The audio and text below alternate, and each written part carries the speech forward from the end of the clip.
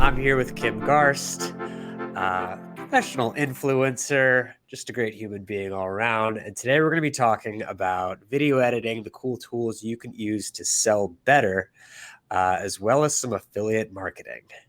Kim, how you doing today? I'm doing great, Max. Good to see you again. You too. So for anyone who doesn't know you, can you kind of give a quick background of who you are and what you do? Sure. I have a long history in the online space. I've been an online business owner for almost 30 years. Built multiple seven-figure businesses in that time, and loving where we are now. Obviously the journey has been from no Google to Google, and I've seen a lot of stuff happen in the past 30 years. But video is not just the now; it's the future, and so this is an exciting place to be in. If you own an online business, and understanding how important video is today. It's not just now, it's going to be something that's going to be a part of marketing for the foreseeable future, in my opinion. Awesome. So you've kind of made a name for yourself, particularly on Instagram, but you've got an avid following kind of across social media, whether it's YouTube, Twitter. I believe you do Periscope as well. We could talk about that in a bit. But just broadly speaking, what do you think sets you apart as an influencer from anyone else who's in kind of your space? Um, I think if I had to like nail it down to one word that I'm not a huge fan of, because I think it gets thrown around a lot. But in my case, I think it's something that I hear a lot. Feedback I hear from those that I meet in person, or that I get an opportunity to talk to in real life, is that I'm the same online as I am offline. And so that authenticity piece, I think, is really what attracts people to me. And relatability. I don't lead with my business all the time. It's more about like, how can I connect? If I was in a social setting with someone, that's the way I look at social media. Is if I'm in a social setting somewhere, I don't like sit down and and start having a conversation all about my business, and I've got a sale and you need to go buy. I treat social media exactly like I would if I just met somebody in a real life situation. I try to find common ground, something that's of interest, that's relatable to both of us. And so I think that's what we need to do with social media. We've got to stop treating it like the people on the other side of those computers are dollar signs. Instead, they're real people, and then how do we connect with them with content that matters to them? That's funny. I did an interview yesterday, which will be showing this coming up Tuesday with a Twitch streamer who makes videos with WeVideo and then uses that to promote and grow her following. And I asked her a very similar question, and her response was along the same lines of staying authentic and looking at people not as like a gamer tag or a other player, but just as people. Yeah, And I think because that's they something that are. we can forget about easily when it comes down to the dollar signs, as you put. Yeah. So to kind of actually transition towards that, though, in terms of making money online and growing your business, what are your kind of step-by-step process that you recommend to someone just starting out, or to even someone who's been doing this for years, if not decades? Well, having been on both sides of that fence in multiple situations, honestly, because I've started over several times, I think the first thing is understanding how you can help someone. You have to understand the transformation you're promising someone. So it doesn't really matter, or what it is you're selling. And you only need a minimum viable product. You really just need the first thing. You don't have to have all the things to get started. And I think today there's so many things that go into having a quote unquote successful business, and we lead off with the wrong things a lot of times. We think we have to be on social media. That's like the golden goose, right? But if your house isn't in order, and if you don't, I mean, your house meaning your website, and your messaging is not succinct, in other words, it doesn't tell you people how you can help them, then you're going to struggle when it comes to social media, because guess what? Those people are going to go check you out in your house, and if they, which AKA again is your website. So, see to the basics before you ever start on social media. Figure out who your who is, and then what you do for that person. Why are they going to purchase from you? If it's product based, if, let's say it's a weight loss product, right? They don't necessarily, they know they want to lose weight, but what makes your weight loss product any different than anybody else's? You have to message the transformation. In most cases, if it's weight loss, if it's a woman, she wants to get into her bikini before the summer, So to speak to them in the language, again, from a relatable perspective.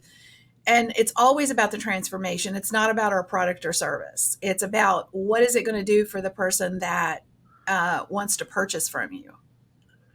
Ah, beautiful, beautiful. Uh, so in terms of getting that message across, let's talk video. How in particular, I mean, let's start with you actually. So how are you using video to speak to your clients, deliver your messages in terms of helping others get better at selling using video? One of my best strategies for selling, specifically when it comes to video, is live video. And I've been using you mentioned Periscope earlier. So obviously Periscope is no more. It's all since Twitter bought Periscope, but It's I don't know when. technically Twitter. Yeah. It's technically Twitter Live, and they closed down the app. I don't know if you knew this. Well, supposedly they say they've closed down the app, but for live streaming purposes, we're still connecting through that API. So I don't even understand exactly what's going on with that. But I started with live video in like the early days of Periscope. And still to this day, when I go live, and my model for going live, if I want to sell something, is basically two core angles: education. Always. So I always lead with, how is this going to help you, or why is this important? And if you understand that this is important to you, then you need to go purchase, right? And so from that perspective, but two core ways of doing it.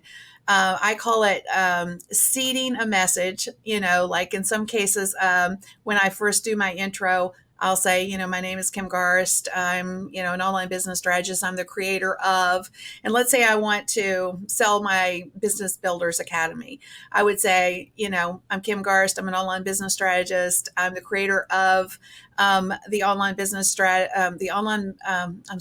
the Business Builders Academy, which is an online training portal. If you're interested, go check it out. So very seamlessly, not pitching it. I just say I'm the creator of it. If you would like some training, go check it out. I've done that for years, and I almost always get sales using that one simple strategy, just seeding it. And then the other strategy is, a basic, I call them sales videos, in the sense that I go live, I talk about the problem, I agitate the problem, like I had this problem and I came up with a solution to this problem, and I bet you have this problem. And if you do, I have a solution for you, and here's how you purchase. Very simple process, but leading with the education piece of it, and it works every time. And this is all usually done through live video. Through live video. And now there is even greater opportunities, because now there's live shopping. There's, Amazon Live has the ability to, feature things where people could purchase directly under the video. There's some apps out there now that you can use to where you could feature your products and services. Facebook even has live shopping now. So this, in my opinion, live shopping is going to be the future. I have a client who did this kind of down and dirty over the COVID times. She had two boutique stores, brick and mortar stores, selling jewelry and clothing and things of that nature. And when this all happened, of course, nobody could come into her stores because, we were on shutdown, lockdown or whatever, and nobody was getting out and about. So she started going live on her pages and she had a Facebook group, a very small community on Facebook, and she had her best year ever just this past year because people were coming to her shopping parties and buying things. Her biggest struggle was just the maintenance of her inventory because basically they would comment, I want this in a large or I want this in a medium. And, she really had to make sure she didn't sell something she didn't have. But Right. that's a good problem to have, right? Right. So, I mean, let's take a step back here. Obviously, you've made a big name for yourself from doing different conferences and being a public speaker. Obviously, with COVID this past year, a lot of those got canceled or were completely converted to digital. Do you think going forward, you're going to be going back to the way you were, or do you think live video is just a complete alternative and Well, it's that's been the kind way of things will be? it's been kind of interesting because, there's been a huge conversion from the in-person events to virtual events, for um, training, like a traditional, like social media marketing world, for example, has traditionally been a huge in-person event. Now they didn't bring that event to a virtual platform this year. Maybe they will next year. But a lot of events, similar events, have taken that opportunity and done some incredibly creative things with a virtual event.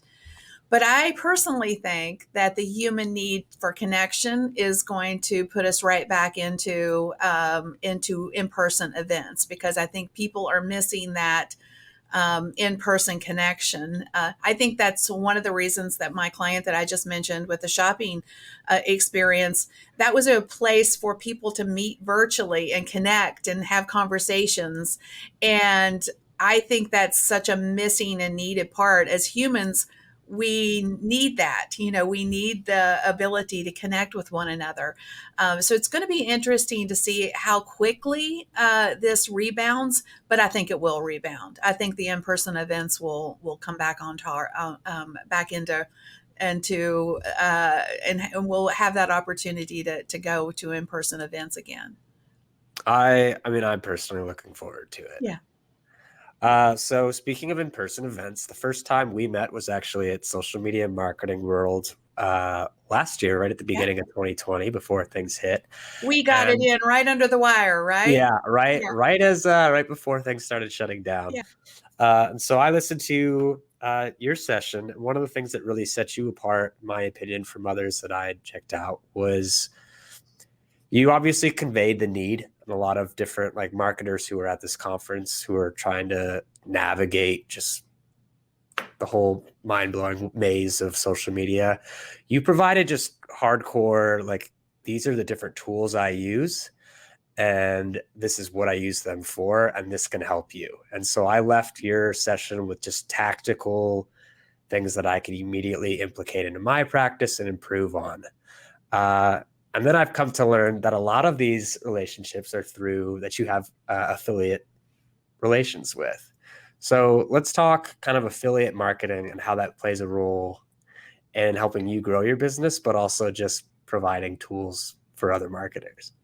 So I have a hard and fast rule personally that I don't share something that I don't love and use myself. So that's kind of my first like rule when it comes to affiliate marketing is I have to really love something. It really doesn't matter if they offer me a ton of money or not. I really feel like I've my community trusts me and they know that I don't, that I value their time and attention. And I'm not just trying to make money off of them. I want them to have the best resources that I can give them. And I want to be able to make sure that if I'm using it and I love it, then it's something that they can check out and see if it's going to work for them.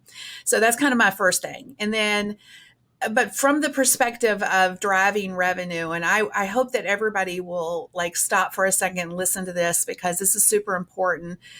Um, and something that I knew, but I didn't really get serious about until about 2 years ago. When it comes to affiliate revenue, I was haphazard with it. I didn't, I'd have a relationship maybe, but I didn't seed it in every place that I would recommend it. So let me give you an example.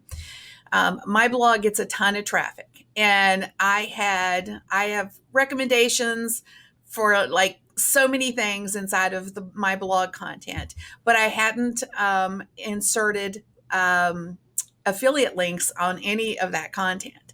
So about 2 years ago, we got super intentional about circling back to the blog content, tools I recommended, resources I recommended, popping in the affiliate links for all of that, and signing up for affiliate relationships if I didn't already have those, signed up in those places. So anyway, we did all that, and now we're generating about six figures in affiliate revenue because of Wow. that one simple strategy. So again, if you're going to do affiliate marketing, one, you should be, because we all recommend things. We all love things, that we would recommend to someone else. So if you know something, if you use something like WeVideo, for example, if you use it and you love it, if you have a blog on it, make sure you've signed up as an affiliate, pop that into your blog. If you share it on a live video, tell people about it. One other thing that might be a super nifty little strategy is we use a shortener, a link shortener. It's called Pretty Links. Okay. That's tied to my domain. So, like for you guys, it's kimgarst.com/, WeVideo. If it's another tool, we use the name kimgarst.com/, whatever the name of that tool is.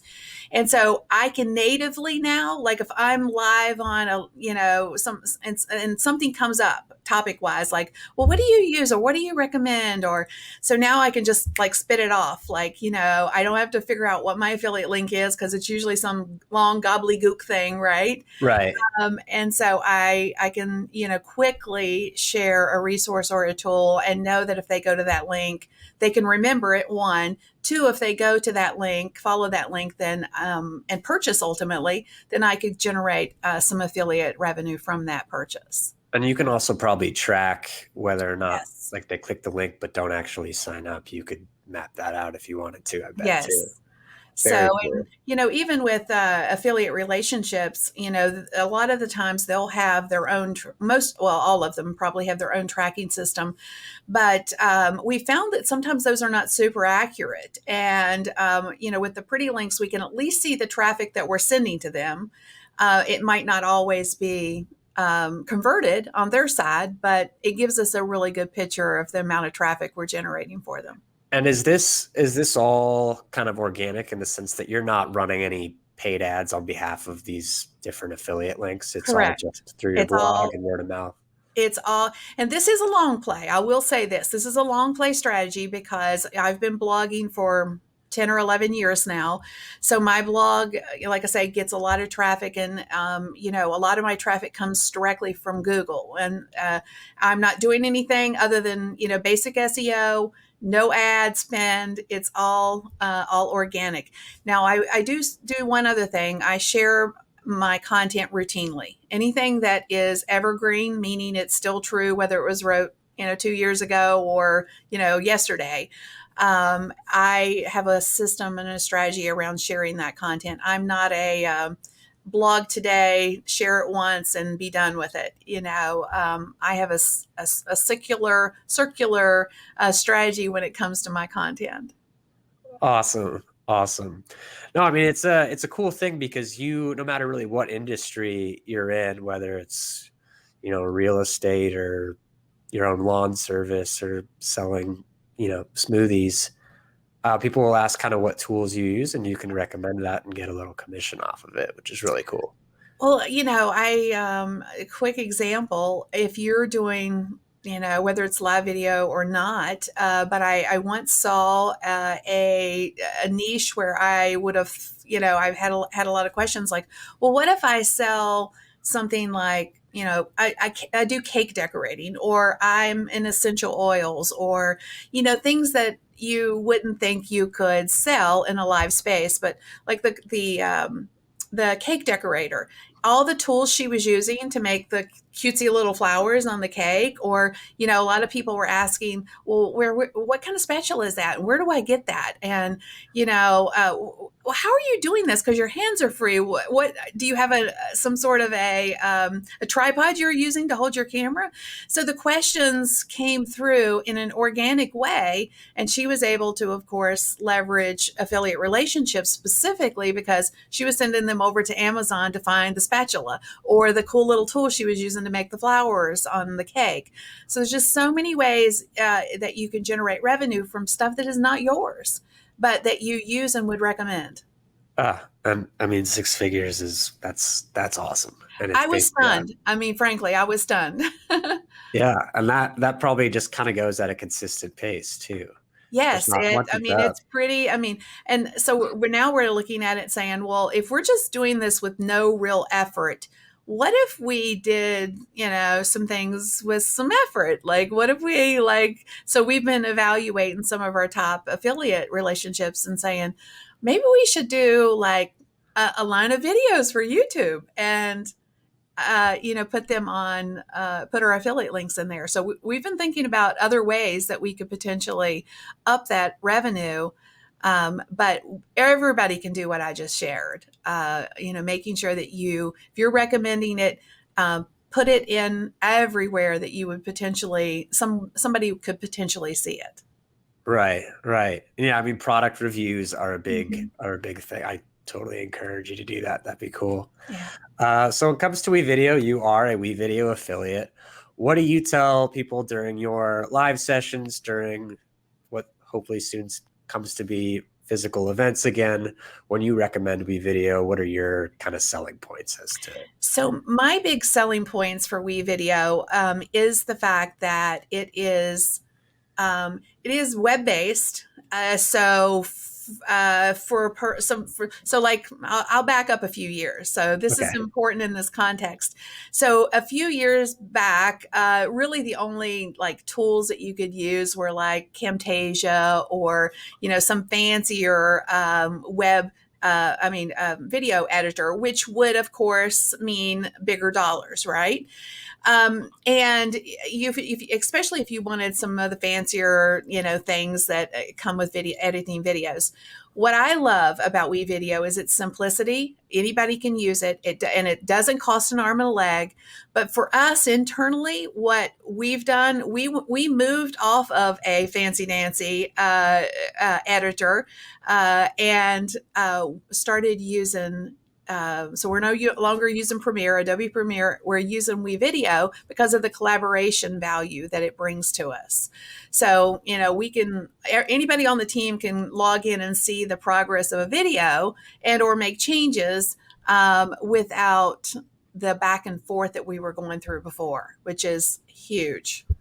Big time saver there. Yeah, and Yes. that's relatively, well, actually, we're probably over a year now. I've had that feature, but still probably unique in that sense. And so, interestingly enough, I don't know how long you've had this, but I just logged in a little bit ago. Hadn't been in for a few months, so maybe I didn't notice it previously, but I noticed you have a GIF option in there now. Is that relatively new? Because I was like, when I saw that, I'm like, oh my gosh. It relatively, I guess. I'd say at least it's probably a little over a year at this point. Oh But my we gosh, I did, had just totally missed it before. So I'm super excited about that.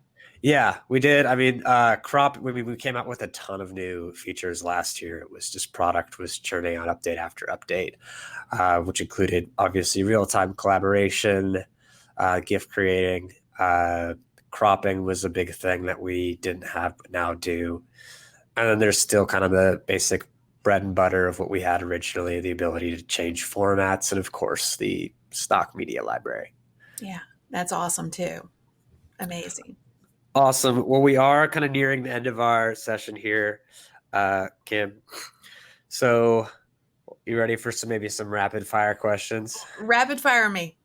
I feel like this is generally kind of how always these sort of interviews end. Okay. So, first question to someone who's just starting off using video, what's your recommendation? Short video. I personally think video is definitely, I said this before, video is now, but the short form video content is absolutely where it's at. That's stories, reels, TikTok. And my recommendation is, make one piece of content and use it on all the platforms. Even YouTube has YouTube Shorts now. So think about it in that context. What could you create that would fit in all of those spaces? Story content, TikTok, Reels, all the places, because that's how people are consuming content today. So, just kind of shotgun approach, hit them all. Yep.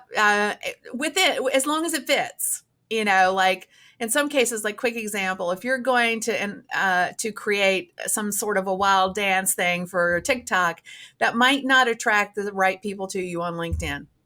Okay. Fair enough. Fair enough. Fair enough. To someone who's just starting off selling for the first time, what's one thing that you wish you had known when you first started? Serve, don't sell. If you lead with a servant-based heart, and you're there to help, like if you wake up every day and you say, how can I show up today and be of assistance to even one person, the sales will follow. Sales will follow. Serve, don't sell. I like that. We'll keep that. And then kind of last thing to wrap it up here.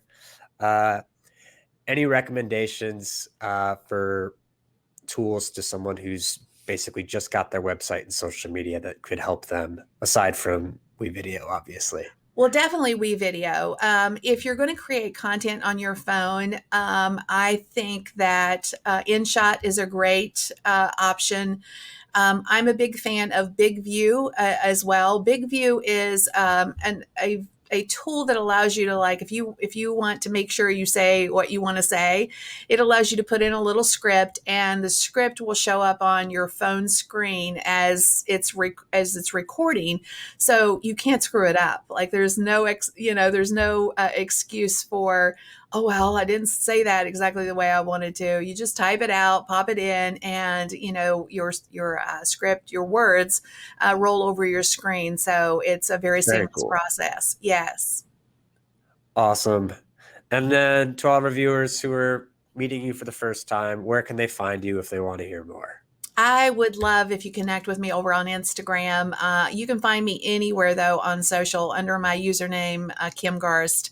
My website is kimgarst.com. DM me over on Instagram, send me a message. I promise I'll respond, and it will be me responding. It won't be my team. I do respond to all of my DMs personally.